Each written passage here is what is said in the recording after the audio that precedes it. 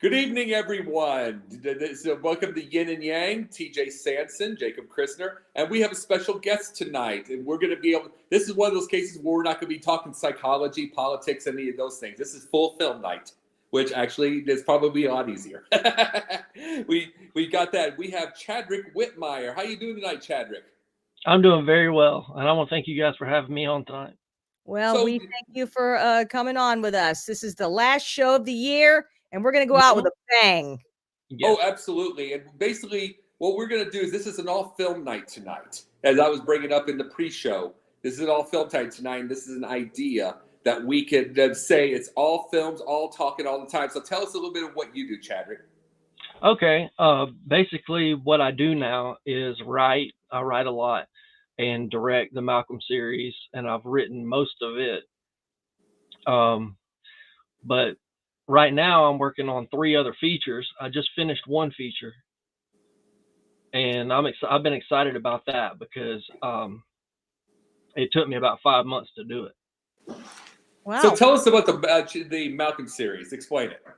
Okay, basically the Malcolm series is about a guy named Michael Russo that when he gets this voice that's in his head and it talks to him and it kind of makes him like robotic and everything, it's called Malcolm. The voice is Malcolm. But our first one, we were just trying to introduce it, and it was supposed to be just a short film. And then I don't remember which one of us, Alex Javo or me, I don't remember which one of us said it, but we were like, let's make another one. And then it kind of went into so far but we're making 7 of them. We've got 2 more to film in April, and then a feature for Malcolm. It's its own thing. It's its own entity. It's like a spinoff of the show. We're doing the feature in fall of next year. Cool. Very nice. Very cool. So I was able to watch a little bit of the first episode of Malcolm. So this is something like, it's kind of like Fight Club. Is it kind of like a Jack Tyler Durden type thing? Does Malcolm slowly sort of take over Michael, or does he absolutely stay the voice in his head? And No, he comes in and out. Okay. But I never really thought of anything specific. It's just he's schizophrenic. Got it. He's a schizophrenic serial killer. I'm going to attempt to share my screen. So bear with me a second, folks. I've never done this before, but we're going to try it. We're all learning here, Chadrick. Sharing Me too. screen. Me too. So I'm like to share audio. Let's see, share screen. No, I don't want you recording anything. Oh, no, it's not going to let me. Oh, it's not going to let me do what I want. I'm trying to share, where did it go? Trying to share one of his clips. Yes. Let me see if I can separate it out. Oh, wait a minute. Wait a minute. I think I can do this. It says it works best with 2 monitors, but I'm going to try to, well, if not, well, then I'll just put the website up there and let's see. However you want to do it, it's fine. Where did you come up with this idea? Is this it? Is this it? Hang on. Oh, now it's going to system preferences. Oh, the heck with it. I'm not. Yeah, don't mess anything up. I mean, it's just whatever. It's called. The website is mm.news, and it is. Now I got to scroll up. Where'd you come up with the idea, Chadrick? It all started when Michigan Movie Weekender. Sorry, folks. Michigan Movie Weekender. That's the website. It's mmw.news. And just look up director Chadrick Whitmire, and there it is. So, okay. They're all on there. They're all on there. Great. Good. Basically, I met Alex Javo at a screening event in Atlanta. And we got to talking or whatever. And he was like, well, I'm getting these stereotypical roles and stuff like that. And he was like, why don't you write? Because I told him that I wrote all the time. He said, why don't you write something for me? And, we'll get it figured out and get it made. So I sat down at my computer like I always do. not having any idea in my mind what I'm going to write. And I just sit down, I start writing. I pretty much put interior or exterior, and then I'll come up with a character. And I based him off of a friend of mine, but he's not a serial killer apparently, but That's good to he is know. schizophrenic. So Mm. that's how it kind of came to be about. Yeah. No, my thing is, we know, and I mean, you're an actor yourself, right, Chadrick? Well, I quit acting, but yeah. We all know what this is like as far as just just the stereotypical roles. I've got 9 cops. I got 36 credits. I've done 9 cops and like 5 other backgrounds as cops. So TJ knows what I mean. Yeah. TJ's had hers to share of stereotypical characters. And I certainly have gotten out of that myself by starting to write my own, which I've got a feature film written and in production right now. We're trying to get a sizzle reel made for, fundraising purposes. And, just the thing that happened with my mom last month kind of put that on hold for a little bit, but it's going to get kicked back in January. So we'll have something going. So same thing. I thought the only way to get out of these stereotypical roles is to write my own. Sometimes you have to. I just my whole life I wanted to be an actor. So when I grew up, I did theater and stuff like that. And then I let all this time pass by. And then back in 2020, I started taking acting classes at the actor scene. Mm-hmm. And then I started doing a little bit of background work. And then I started doing independent work. And then I just didn't like it. I just I don't know how to really explain it in too much, but the heart that I have for writing and that I have for directing is different than acting. Acting is like, after a while, it got to be like, I don't even want to be here. So I can relate. I was like, I got to get out of this. And it really pushed me to writing, is what it did. Going into those acting classes pushed me to writing. And that's when I made a horrible movie called Barnes Funeral Home. It was my first short. I decided I was going to be director. I was going to be DP. I was going to do everything on my own. I was just bound and determined to do it. It turned out to be crap. I have it on Alex talked me into it, actually. He's like, just put it on there to see your progress from where you came from initially to what kind of films you're making now. So I put that on there for that sole reason. But it is on YouTube. Okay. And it's called something Funeral Home? Barnes Funeral Home. Barnes Funeral Home on YouTube. Okay, I'll have to check that out. Yeah, it's not that great. What do you like when you said you stopped liking acting? What was your final straw really? Because a lot of times, TJ and I know this. You just get this when you feel good. Like, we're working on a project right now for a stage thing. She and I are right now. And when you really, it's like about Mark Rothko. It's called Red. It's basically a stage play. When you really feel in it, you're really into it. What was your final straw to say that you just didn't like acting anymore? When I got to the point where I was dreading driving to Atlanta, that I didn't like. I do still do this show called Atlanta's Ugly. I have a recurring, but I just don't. I'm holding up my end of the deal. You know what I'm saying? I said I would do it, so I'm going to do it. But in the midst of that, I quit acting and cut everything else off except for writing. There really wasn't a final straw. It was just on one of the sets, I realized that I didn't like people up in my face with a camera. And then I started It's kind of invasive, isn't it? I mean, it's sort of like invading your personal space and trying to get down your shirt or something. It's kind of. I'm trying to get used to that. I'm better at cameras that are a little bit of a distance. Of course, and being on a stage. I come from a stage background. So being on a stage, the audience is way the heck out there. They're not right up in your business. And I don't like those kind of plays that break the fourth wall, things like that. I'm not crazy about those. I don't want that my process and my involvement in the story being interrupted by an outside someone who's not really a participant in what's going on. You know, they're a spectator, but you're bringing them into it. So I feel the same way. The camera's the same way. It's very it can be intimidating. Oh yeah, and like you just said, I had the background in theater, and I had never, when I was doing theater, I didn't do any kind of film or anything. I didn't start doing film till about 2 years ago.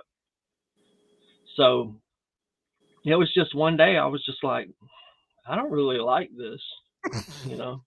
It You're was not just real alone. subtle. You're not alone. A lot of people prefer being on the creative end behind the scenes. You actually have a little bit more control behind the scenes. When you're an actor, you're just sort of the puppet, unless you're Robert De Niro or something.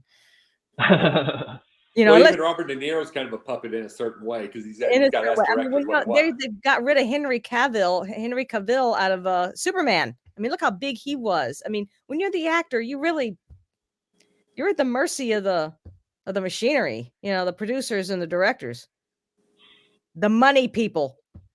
Yeah.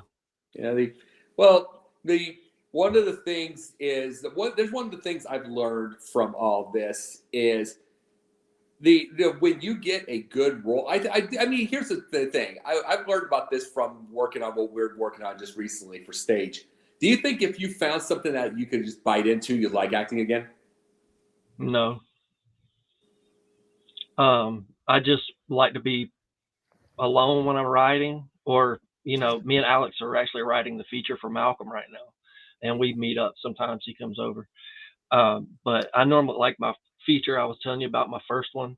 I wrote it by myself. I wrote 4 of the Malcolm episodes by myself, and I just like that part of it. And then I usually direct what we've written, so that's a whole different ballgame. That's just basically managing people all day and making sure that the shots are right along with the DP. And that's pretty much, and go by the script. But no, I don't think there would be anything that would make me say, oh, I want to do that again. No, I don't. Do you like directing as well as writing? I love it. Can you and I talk after the show's over? We've got a short film that I wrote, and it's called The Crystal Locket. Okay. I'd love for you to read it. It's only about 12 pages. Okay. I have some production ideas already in my head. Jake and I have read the script between us, and we pretty much ourselves want to be the leads in this. There's one other supporting character, another male character who could be, who could be cast, for, probably like a day, to work on it. But I'd love for you to read it. If you're interested in taking that on, let's talk to me. Okay. And I already have ideas of where it can actually be filmed. I found a couple of locations that are top contenders. Okay. And one of the things, Chadrick, would you consider yourself a cinephile, a historian? No. So you're just you're recent. You like the technique, but you're not watching all the time. Yeah. I mean, my favorite movie is Texas Chainsaw Massacre from the 70s. You like horror movies? Oh God, I do. Oh, oh God, brother, me too. You're looking at a guy over there. He don't like no horror movies. Really? No. I'll give this example. I'll tell this reason, Chadrick. Growing up, had an unusual where you see horror movies. The whole idea of the horror movies when you're a little kid is who's that? I mean, what about that monster under the bed? You get my point? And all those things in the bed. Oh my God, they might break in. They might kill my family. I just had this thought process, and my dad's just going to throw him out a window, or he's going to shoot him. It's like I'm the toughest guy in the world, and he was a pretty tough guy. But I had that thought process in my head. So when that doesn't happen, see, I had such a complete different personality between mom and dad. When dad was around, I'd run through a tornado, and there's the Freddy Krueger, and I'm not going to even blink. Like, I've been inside of one of those MRI machines, chested me before, and nurses said that I was the only one in history that didn't even blink, didn't even cry, anything. He was in the room. It's like all that stuff. But with mom around, and mom and I were close, but with mom around, I'd be doing tests. I'd be doing like tests. We'd study at night. And I'd throw up in the side of the road, and get nervous and get an F. So completely different mindset, and it's like I was lucky in that part. But because of that, horror movies bored me, because the whole idea of it is someone breaking in, whatever. That wasn't in my head. Oh, I understand what you're saying.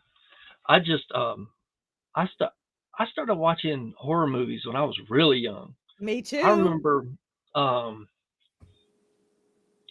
think I was like 6 when I saw the Texas Chainsaw Massacre. I know I was 8 when I saw Scream, because I was born in '88 and Scream came out in '96. So I was 8 when that came out, and I just loved it. I just always loved horror movies.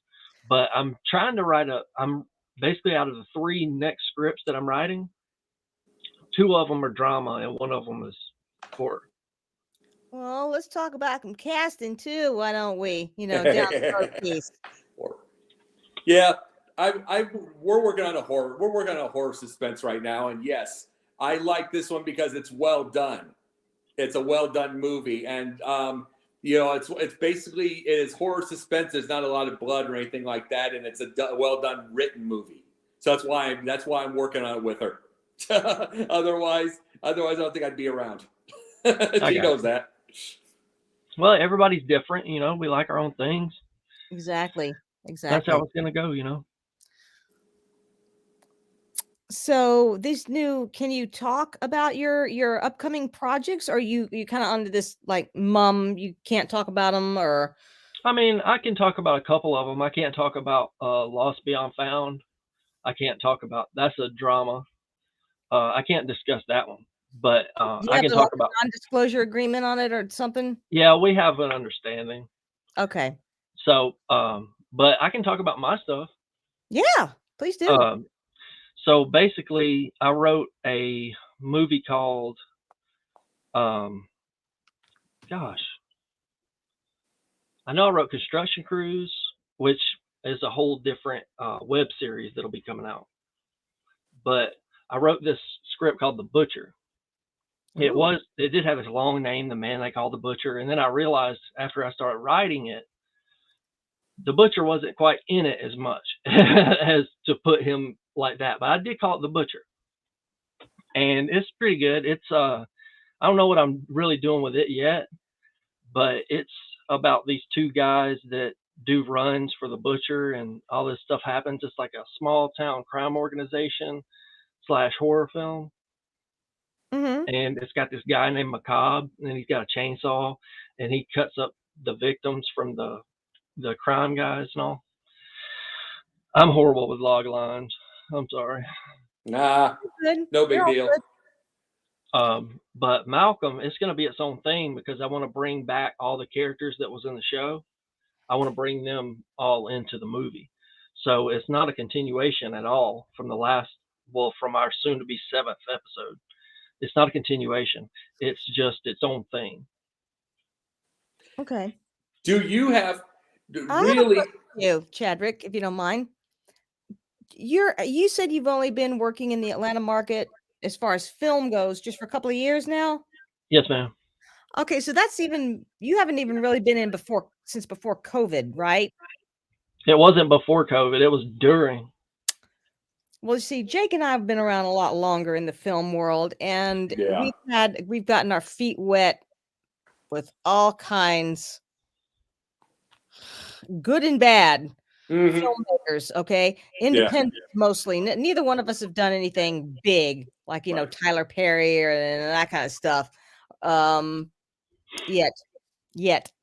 But so where do you see? I mean, it's probably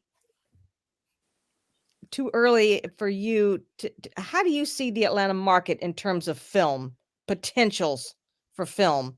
I mean, I enjoy looking at the stuff I see on YouTube, and I like your series, and there's 100 a dozen out there that are just like these little web series and things that are on YouTube and on Vimeo. But what do you see the potential of Atlanta going beyond that, as far as us really, really getting a niche market And I've already seen some movies on Netflix, some streaming that have had local talent. Yeah, I've seen those.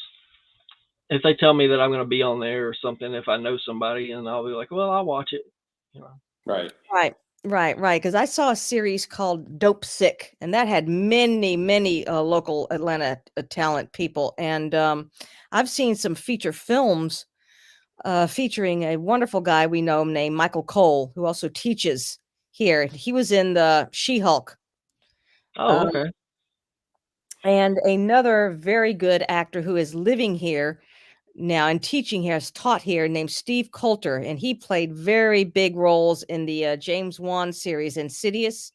Yes. The horror I have, movies, you should I know have those. one of those. And Steve Coulter, he played the priest, and Okay.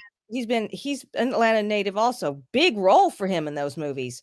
So beyond just the 3 or 4, are you do you maybe is that your goal to like kind of get to help push Atlanta out of the little, micro budget indie market? Do you see it going there, or do you see it kind of just staying at that level indefinitely? Forever. Indefinitely. I don't know. I mean, they keep talking about bringing more projects here, bigger projects here. But as to the independent film market, I just I think for a while it's going to kind of stay like it is, and I say that because everything's going. It's not that it's not going up. It's just that it's not going maybe as fast as you would want it to. So, Well, one thing we lack is the finances to make this market into something bigger, yeah, because SAG actors cost money, and they do. high production cost money, and the investors just aren't here. Okay. Hmm.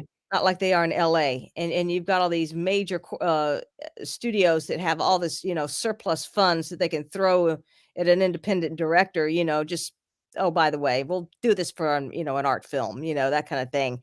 Because they're making, with Avatar and all the Disney and all the Marvel comics, they're bringing in trillions, and then they got all these surplus funds. But and with so many independent filmmakers learning, see, I am teaching myself post-production for the very reason that I want to be able to take film, that's all this footage, and then make a gem out of it, make a treasure, a good piece. Hmm. All the major work. I mean, actors have to work. Actors got to know their shit. But even that is kind of take a back seat if you got good post-production. That's where a lot of money goes. Yeah. Hey, So, Chadrick, I was going to ask this. Would someone like you absolutely positively aim? I mean, if they called you, you woke up one morning, you got a big call saying you got $400 million, like a James Cameron, all that stuff to be able to do the work. Would you think about it? Would you be hesitant, or I mean, just go with it? Because there are some people, a lot of film directors, a lot of producers that like a little bit smaller, so they have more freedom. What would you be? I like having the freedom. I know what you're saying versus going to the big guys, because from what I've heard, I haven't gotten to that part yet, that point in my life yet. But what I've heard is like they'll take your script and just change it. yes. Yeah. Yeah.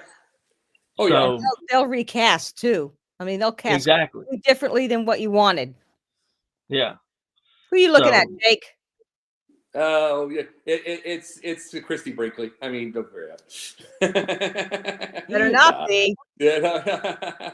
Yeah. Better not be. Yeah. If this was Christy, I'll tell you this: if this was Christy Brinkley, I'd be like, oh, we got it from Wish. No, I was kidding. No. Carry on, Chadrick. Carry on. No, I mess, but it's like really they'll change everything. But would you eventually accept for 300-400 million? oh yeah, I would. You'd sell out, huh? Yeah. Yeah. I think I'd do it too, and I just say, okay, you could take that script, but then I'm going to take what I earn from that, and then go make my own script and do what I want to, Yeah. as a I mean, creative person. I have my own. Well, I have. I haven't done anything much with it, but like through my Malcolm and everything, my films LLC. But if I had an ultimate dream and I wanted to have a studio in New York. Oh, really? You want to go to? So, what makes you do New York over LA? Because I don't like to be hot. Well, yeah. So you like cold weather? I don't necessarily love cold weather, but I do. I would prefer doing that than going to California. Oh yeah. See, my thing is, and I've told TJ this before. Completely told TJ this before. I've said I've called New York and I've called LA. This is during a time when I was looking at because I was going to LA for a vacation. I had a new sister in San Diego, and I went over there. So I went to Los Angeles, and I was talking to people, and my big thing is Los Angeles is like.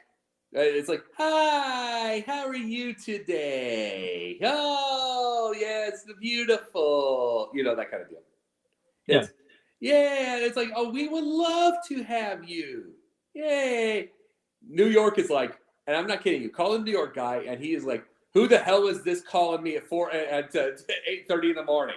I mean, completely direct. Completely direct. I like that better. I like that better. I So do it's too. Yeah, I like that better. It's like you see, they might be pricks, but at least it's better that way. Well, I kind of like it halfway in between. I mean, I don't particularly care for phony, but I don't want to be cursed at either, just for no reason. I don't like that. There's a way to meet it halfway, I think. But You two talk for 1 second. I'll be right back. Okay. You two. all right. That was, by the way, roommate. Anyway, Oh. you talk. You two talk there.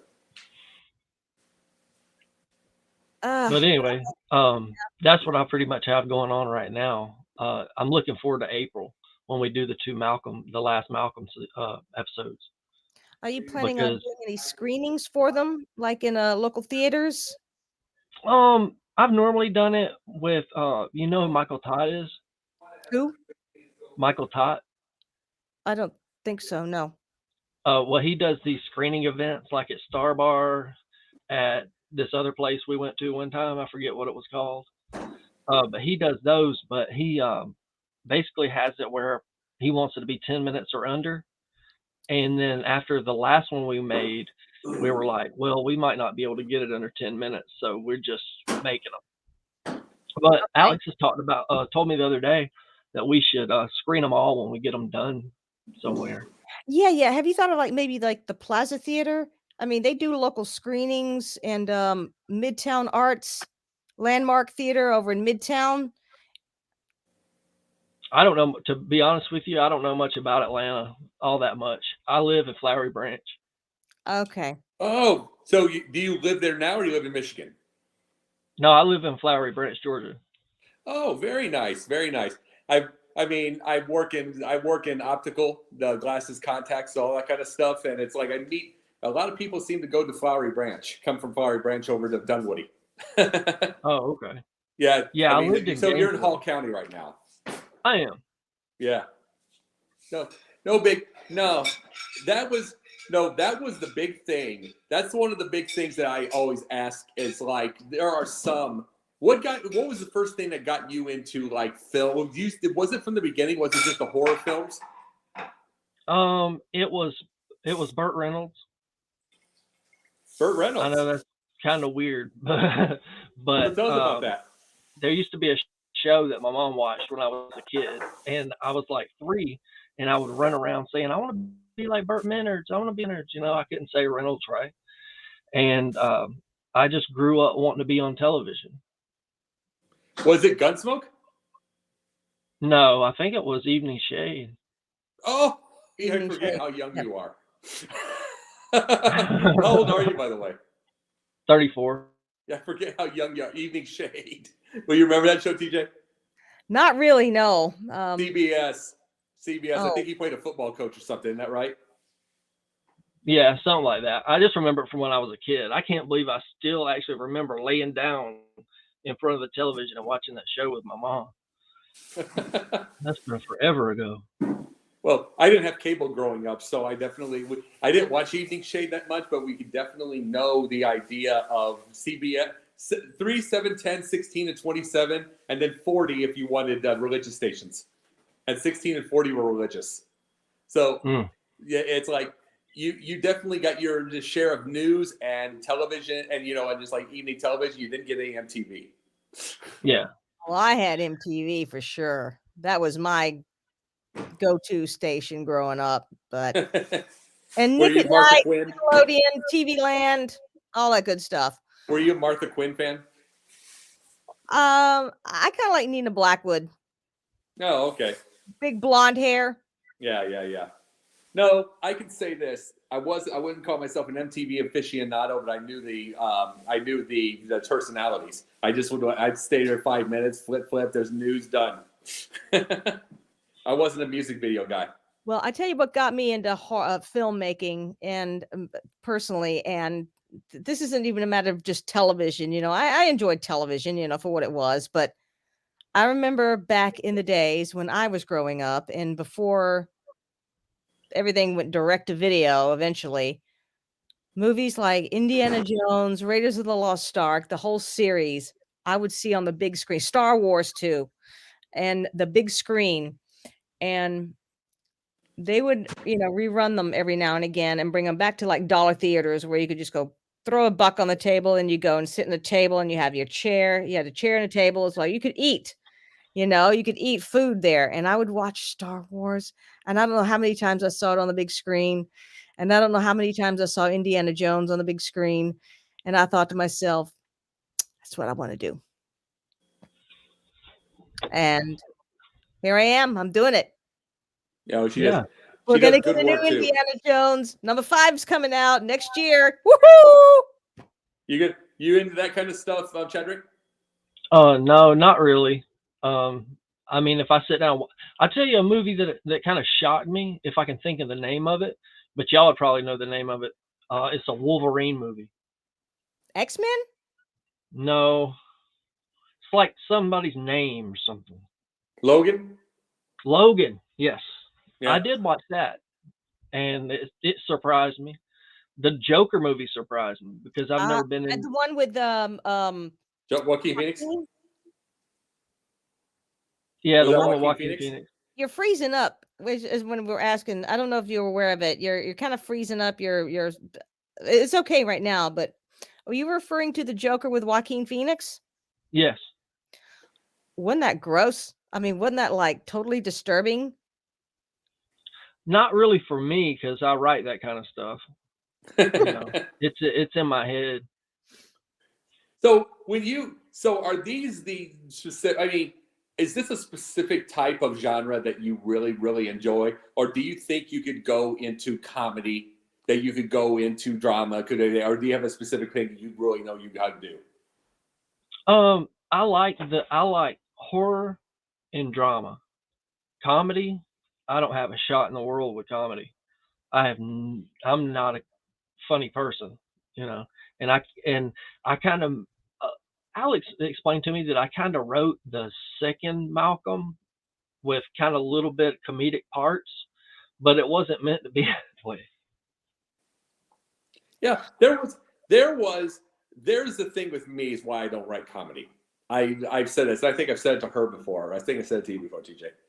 One of the reasons I don't go comedy is because my type of comedy, okay, Al Bundy, Married with Children, all that stuff, bang, bang, bang, bang, bang, bang. Quick wit, quick, bang, bang, bang, bang, back and forth, which is 30 minutes, all that kind of stuff. I'm not a pratfalls guy.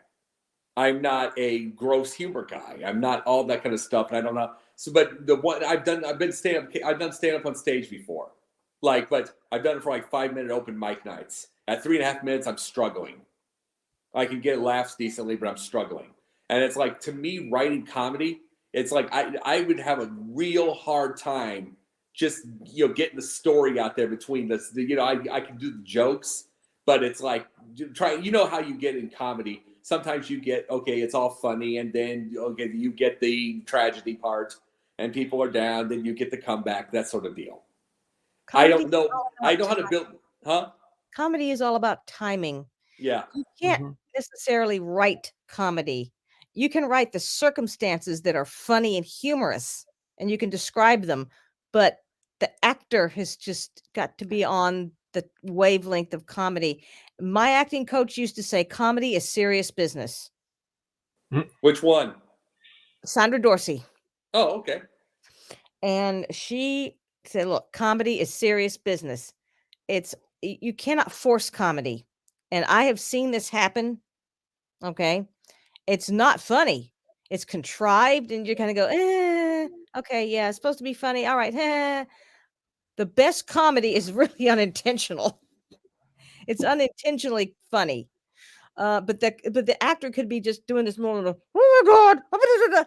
The circumstances are funny, and how the actor plays it up and gets into it. Charlie Chaplin did not intend to be funny. His circumstances made him funny. 1 a.m. is a brilliant tour de force where he's by himself in a house full of props, furniture, and other devices that are just seem to be out to get him.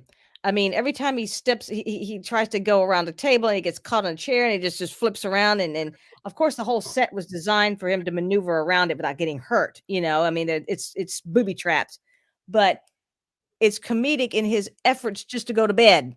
And he's going around. He hangs the coat up on the coat rack, and things are working against him, and he's just trying to go to bed, and he ends up fighting these these things, and it's hilarious.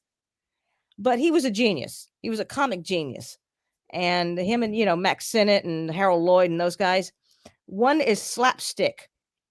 There's a completely different comedy type. And you're right, Chadrick, not everybody can do it. It's but anyway, I want to hear more about your horror stuff. And if you would be interested, do you ever think you might collaborate on a movie, on a script with someone, or you're totally solo? No, I'm actually with a lady on Lost Beyond Found. I'm writing with a lady named Kimberly, and Alex and I are writing the actual feature for Malcolm together. And then I had a guy named Bryson come over, and we wrote a short film or two ago. So No, I'm you're not against it at all. Cool. Okay.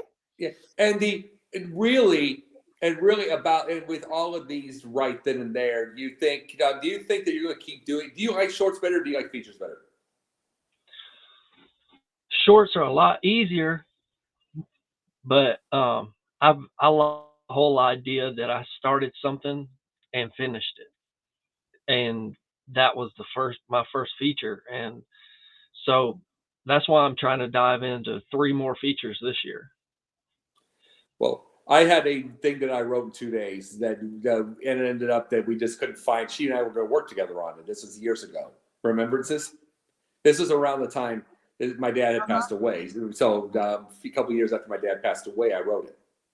Yeah, it's basically an idea of a basically it's a young man who's at his dad's funeral, but he's the last person there.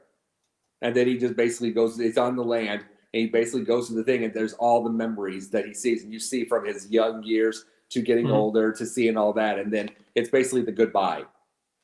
It's basically Wow, the that's goodbye so of that. sad. Yeah, it's basically the goodbye of that world, and you got to move on, and you got to grow up, and you got to Mhm. do. And I've always had a thought process. At first, it was just a one-off movie, but in my head, there's always a thought process. Well, what if you did a second one? And what if you did a second one, and it's like it's on the wedding day of the deal, and then you go back. It goes back just a little bit of how he got there.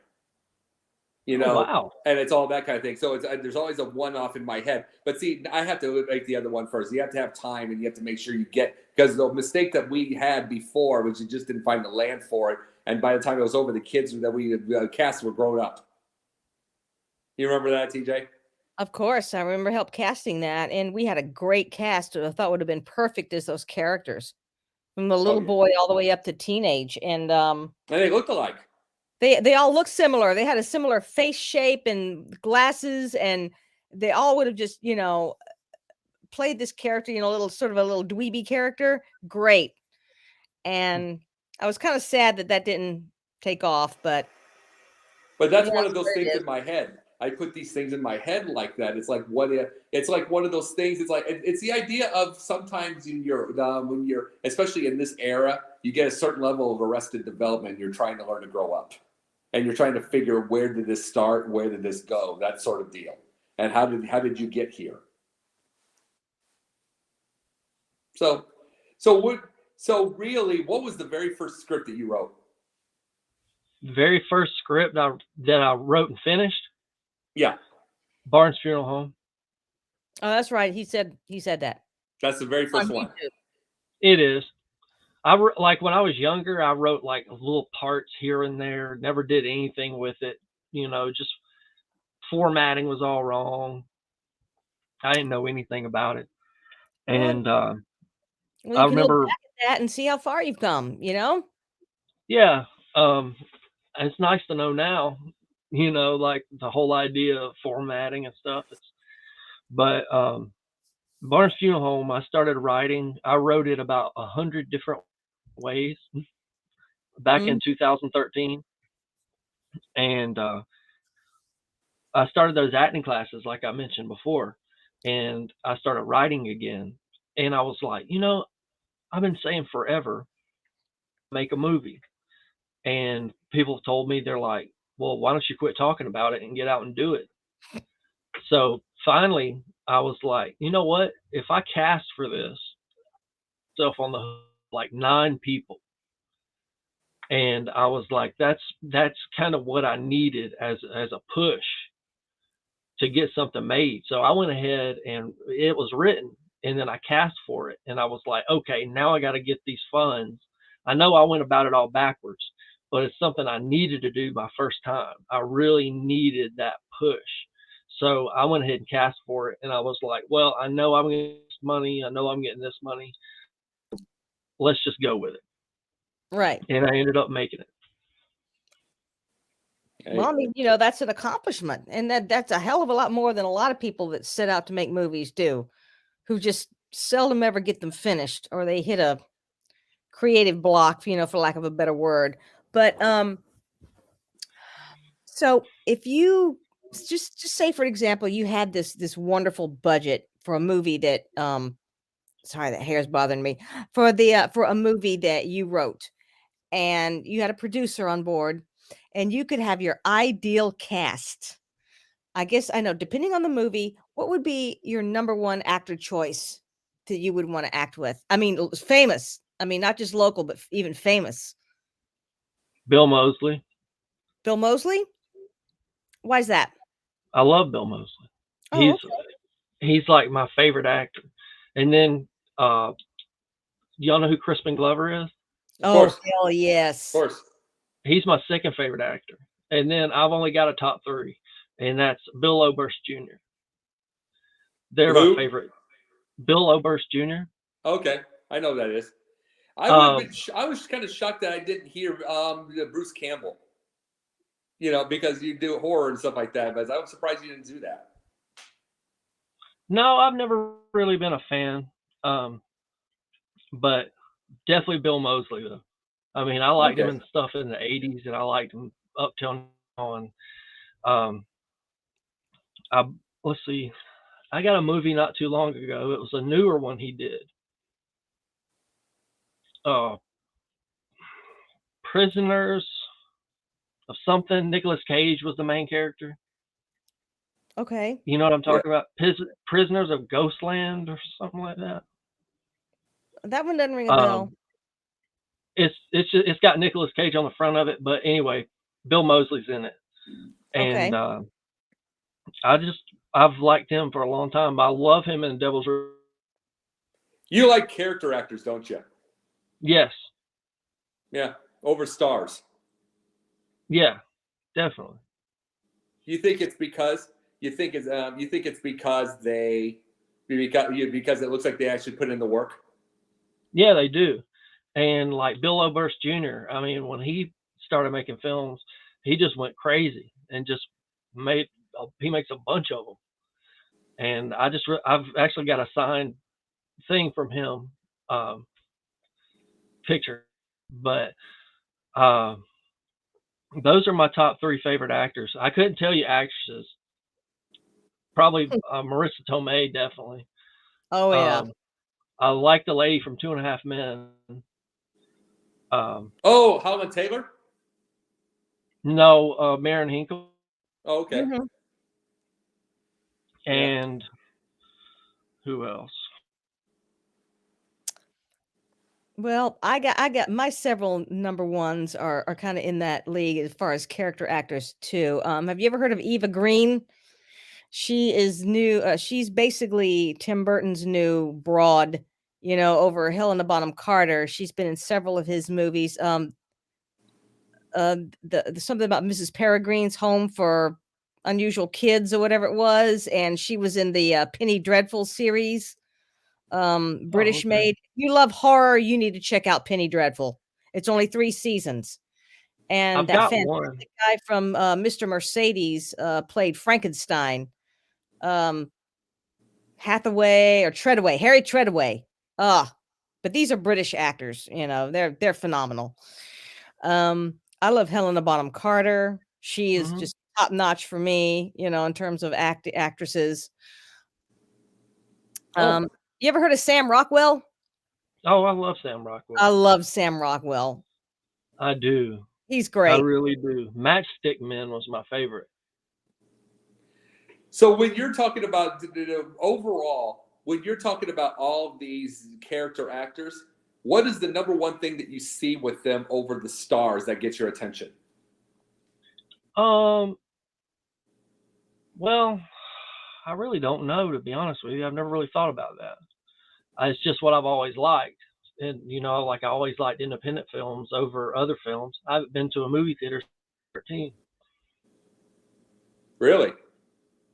So you're watching. So basically, you watch a lot of independent stuff on streaming and stuff, correct? Yes. And DVDs that I buy, like Wild Eye DVDs and ITN DVDs. And can't tell you exactly what all I've got because I've got so many. And I I haven't got even about watched half of 300. them. I've got about I thought I was pointing at her. That's why I was pointing at her on. I got about 300 DVDs. Tell me, do you like foreign language films? Are you ever into horror? Do you dig those Japanese that sort of was coming out about 20 years ago? Ju-on and The Ring and The only one I've seen is a Serbian film. And that movie is, I don't know what to call it, but it's rough if you've never seen it. a Serbian film? It's a terrible, terrible movie. Well, I mean, it's a good quality movie. Don't get me wrong. I mean, it's a good quality movie. I'm not going to tell you anything about it because I don't want that filth to really come out of my mouth because I've it written can't be worse than The Human Centipede. It Oh can't be yeah, worse. it can. Oh God, really? Yeah, it can. Oh dear It's like Lord. it's a sad movie, but it's great quality. I mean, the quality and the premise of the movie. But I don't advise anybody to see that. No, thank you. I'll take your advice. It doesn't. Trust me. There's one that's even worse than Human Centipede. I can promise you this. And this is coming from me. They're called Axum. AX. Huh? I just said, oh really? Oh my God. This one guy, he was the son of the head of the NAACP back from the 80s and 90s. The guy's name's Kwesi Mfume. This kid's named Michael Mfume. He made the worst pile of shit you've ever seen in your life, but it is comedically bad. I mean, he's not trying to be comedic either. He's literally trying. It's like someone made a movie, but they completely ran out of editing budget and just kind of went with it. I'm going to show you that sometime. I'm going to show you that sometime, TJ. Me? It is horrid. Why? It's. How did you end up seeing it? I told you it was during that time that I was going through the movies over at the Hollywood Video, And I was Oh, going through the alphabetical order of the cheaper movies. oh, dear Oh, God. this was. I even watched that. It was. I mean, it's not even scary. I mean, it is. It is miserably Well, bad. if a piece of shit like that can be made, then I know my movie can be made. It's just. I mean, I have Absolutely. literally. There's like one part in there that it's like it doesn't make sense of how they got to it, but it shows people getting into the car, getting out of the car, and go like brakes. Oh my God, we ran out of gas. Like, Oh, I know I what you mean mean, by terrible. It's so bodaciously bad. It's yeah, comical. yeah, yeah. It's like, Well, and I don't think he human meant to do it centipede either. was just gross. I was talking in terms of not bad quality in terms of editing or writing, but just the concept was gross. It's a head Serbian inside film. another head guy's ass, and then another guy in the head and had inside his ass, and I'm like, who comes up with this stuff? Yeah, Was I that one know. of yours, Chadrick? No. Yeah. How does Um, this stuff get made? I can't comprehend it. I can't Who? either. Who I and can't see how why? a Serbian film got made. I Ugh. mean, I, w- I don't know who funded that movie, but I wouldn't want to be the guy they came to asking to fund it because I'd be like, heck no. No. No, I So, recommend the Japanese. Check out Ringu, Ju-on, there's several others, Shudder, Pulse. Pulse is weird. It's just creepy. And, of course, the way Asians and Americans and Westerners tell stories are very, very different. I mean, in terms of their visual, they're very visual. And I recommend try at least one. I think uh, it inspired The Ring, the one with Naomi Watts back in Mhm. 2002. But I think the Japanese version's better. All but right, I'll check it out. what would you? Okay, I was watching a show that like today, like that'd be a little bit earlier on, while we were getting this rig set up over here, working on the rig and this little bitty mini thing here.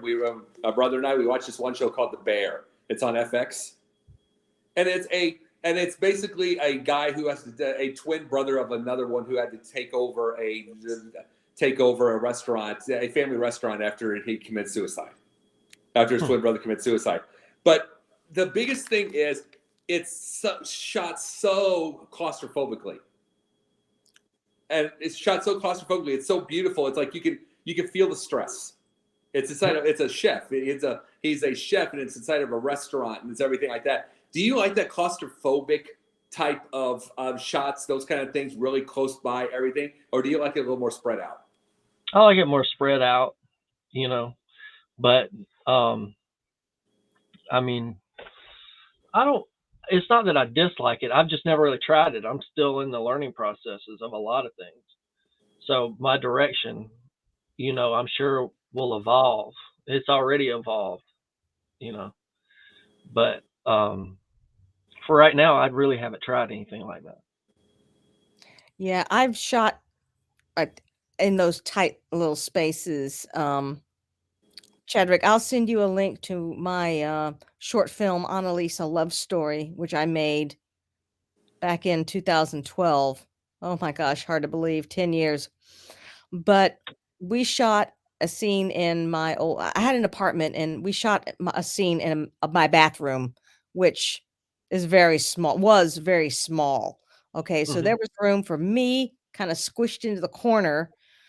And then the actor I shot, he was turning on the shower, leaning over to turn on the shower, and he stands up and turns around. Literally, the camera guy had to be outside the door, looking in. And I had just enough room to stand behind him because I was playing a vampire who was kind of coming towards him. And they had to turn around. He had to get in the tub to turn around and film my scenes. It looks good on screen. Yeah. It's bigger than the actual space that we filmed in, just because that's how how the camera works. But yeah, it was like filming in a closet. Where do you think the biggest thing is where the biggest thing of your process has changed? What do you think you've noticed the differences from when you first started to now? um, what changed the most? I know my writing style's changed because um, I have a writing mentor named Derek, and I basically started out when I started writing, I would write for like a director, and I wasn't writing for like a reader. And so I've kind of evolved in that manner where I've gotten better at writing for the reader and not just the director. I see what you mean. Yeah. Well, and don't ever worry, by the way, about having to learn. We're learning this whole thing right now. She and I are. I'm on a bunch of different podcasts, but I'm on already a startup network called Sideline Sports. Those are some professionals that are working on getting stuff, and basically they like my skill and be able to talk to people, and I can be able to do that. But I've got producers, I've got all that stuff. I got producers helping me out that can be able to time me and everything. She and I are learning this. This is independent from that. She and I are learning this as we go. We're almost producing each other in a way. Pretty So much. we all improve on this, you know. So you're going to get better yourself. Yeah, I was about to say something. I don't remember where I was going with that. Go ahead. I'm sorry. Oh no, it wasn't you. We were talking about. Oh, I know what I was talking about. So I was talking to my girlfriend earlier, and I was telling her about how I was like, I've been watching like director documentaries and stuff, and which isn't anything new. But a few of them didn't even go to film school.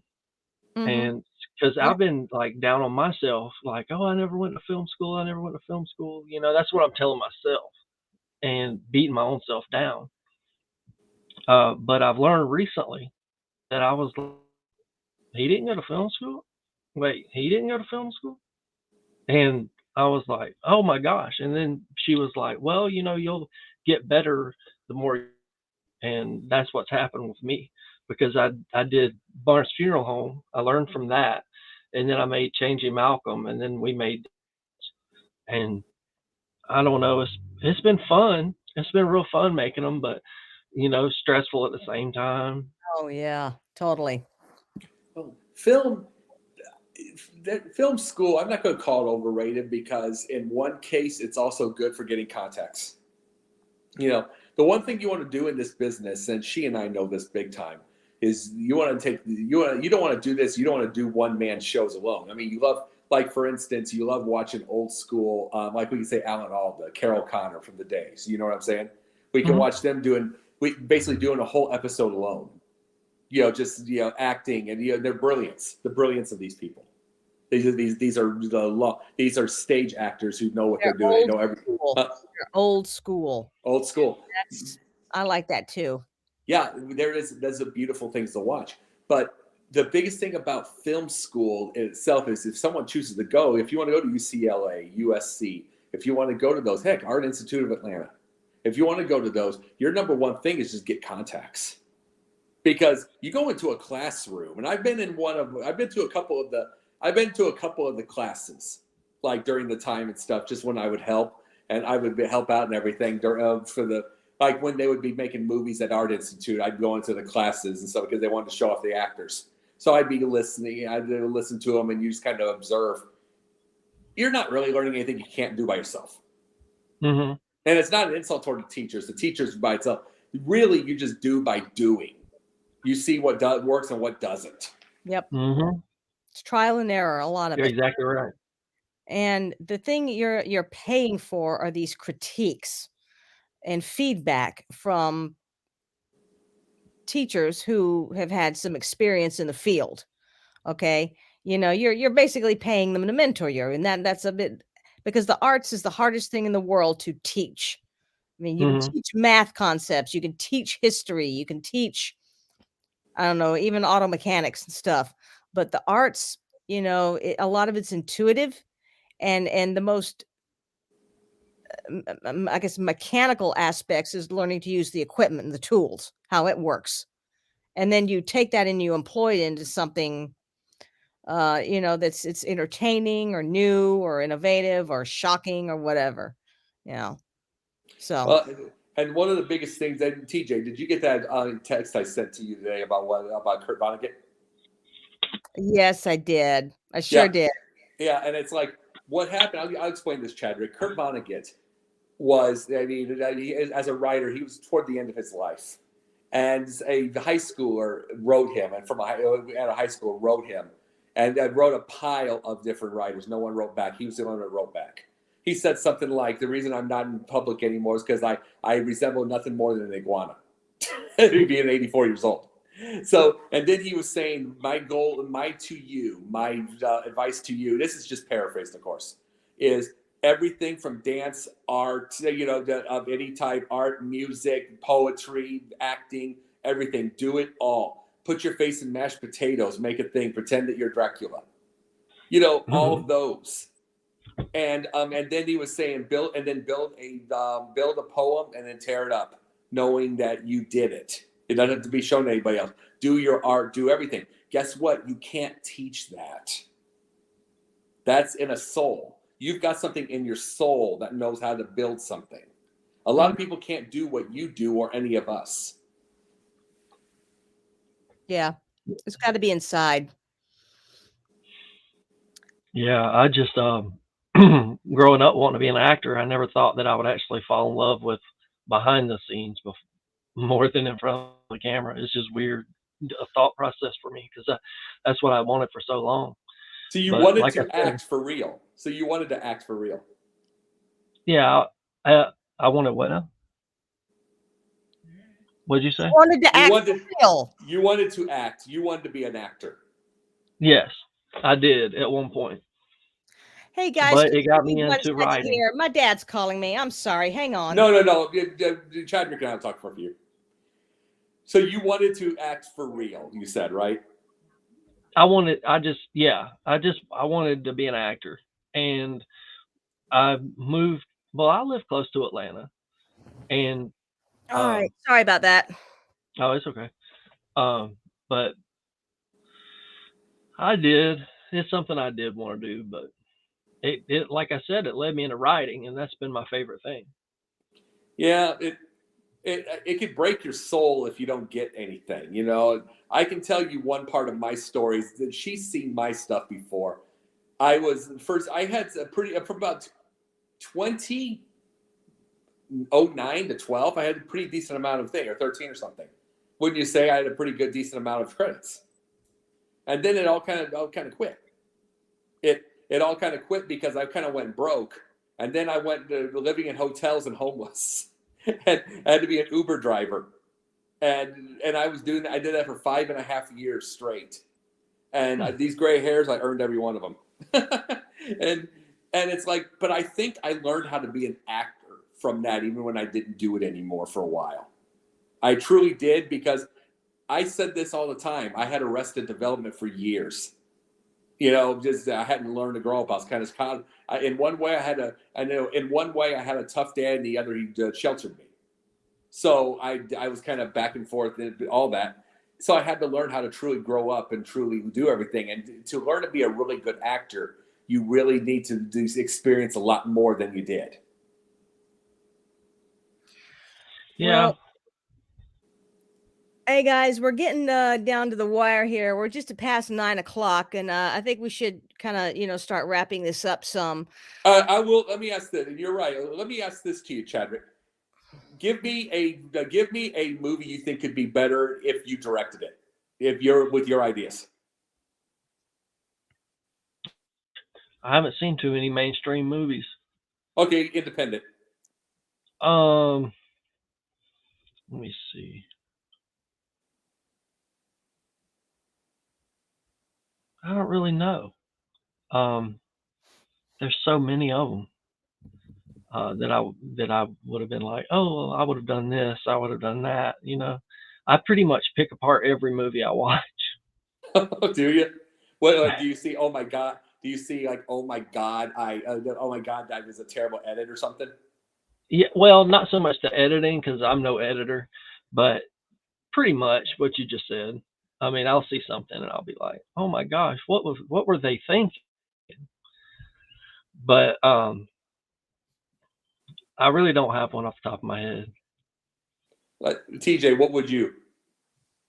What, redirect if I Yeah, thought yeah, I could do a exactly. better Yeah, job? pick a movie. You could direct it that you consider either meh or a piece of shit, and that you think you could do better. Oh God, not one stands out in my mind. I'd have to be kind of watching a movie and thinking in those terms. Oh, I could direct this better. The way I look at it is, I always think, oh, what choices would I make if I were acting in this movie? Rather than directing it.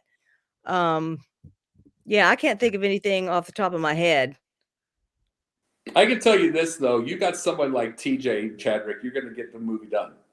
Oh, You're going to get the movie done. I can promise you that. You're just because oh, one of the thank biggest things. you. What? No problem. It's like one of the biggest things, and I'm saying this.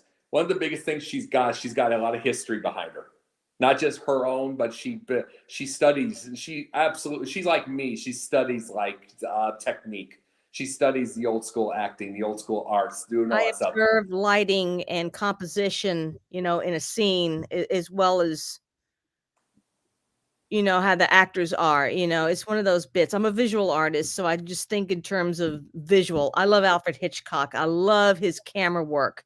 I mean, Mhm. he made masterpieces on zero budget, and I think the lower the budget you have, it allows you to be more innovative because you're kind of forced to be, you know what I mean? Oh yeah, definitely. You're right. Yeah. And Chadrick, we wanted to say this, and then I know we're going down to the wire, but I wanted to say this. You are a good inspiration for a lot of people. You're still learning this. This isn't just like someone completely successful yet, but you will be. You are an inspiration for people. You're going to be an inspiration for the kids out there who don't know if they want to do this or they have a dream, but they don't know. But like you get families who will like, oh, you don't need to do this. Be a doctor, that kind of stuff. Mm-hmm. And you're an inspiration to the thing. It's like it's just the idea of getting it done. You know what I mean? Mhm. Getting it Yeah. done. You're the inspiration, and you should be proud that you get that you got a piece of art finished. You've gotten a few of them finished. You should be proud of that. Oh, thank you. I appreciate you saying that. Oh yeah. Absolutely. Oh yeah. We're definitely check out. And you're in Flowery Branch. It's like we should all get together sometime and say hi. You know what I mean? Yeah. And we appreciate you being our first guest on this show, Thank you so much. and I look I have forward to fun. seeing your two's collaboration when you get there. If you guys, Yes. if, Oh, if you're if it comes to a horror movie, it's you two. I'm just gonna be watching from the background. You won't even be watching it all. That is pretty true. You That's know pretty that. You're going to be hiding your eyes the whole time. true. Or I will just like turn my back. Yeah, Oh God. totally. Well, Chadrick, we appreciate your time so much. Thank you. And, Oh, you're welcome. And I hope you had a good time on here. I had a great time. Oh, good. We're happy, and it's like we will definitely all talk more with the stuff, and because we're going to learn a lot from you. You can learn a lot from us. This is what movies are. I got Absolutely. you. Yeah. You have yourself a great night. Have a great night. Have a wonderful, happy, safe new year.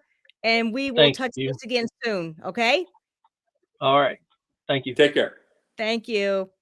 Jake, stay on for a minute. Okay. I will. Well, Let me end the broadcast.